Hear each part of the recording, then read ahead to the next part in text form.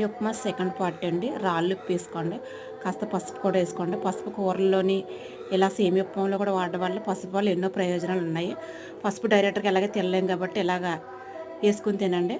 నీళ్లు బాగా మరిగాక సేమియాలు వేసేసుకోండి. తగినంత మీకు ఎంత చేసుకుంటారో అంత వాటర్ పోసుకుని తగినంత సేమియా వేసుకోండి. దాన్ని అటు ఇటు కూడా కలపండి.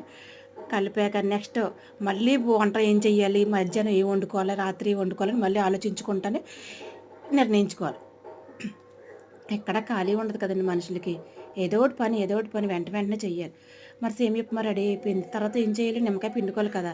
అసలైంది నిమ్మకాయే. నిమ్మకాయ లేకపోతే అసలు బాగోదు. నిమ్మకాయ మాత్రం కంపల్సరీ పిండండి. పిండాక ఇంకేముంది, కడుపులో పడేసుకోవడం. నెక్స్ట్ మళ్ళీ వంటకి వెళ్ళాలి కదా. వంటకి ఏం వండుకోవాలా, ఏం రెడీ చేసుకోవాలని ఆలోచించుకోవడం. నా ఛానల్ ఫస్ట్ టైం చూస్తుంటే సబ్స్క్రైబ్ చేసుకోండి, లైక్ కొట్టండి, షేర్ చేయండి, కామెంట్ కూడా చేయండి. ఇదిగో నిమ్మకాయ పచ్చడి ఎలా కట్ చేయాలో చూడండి. అలా చింపేసి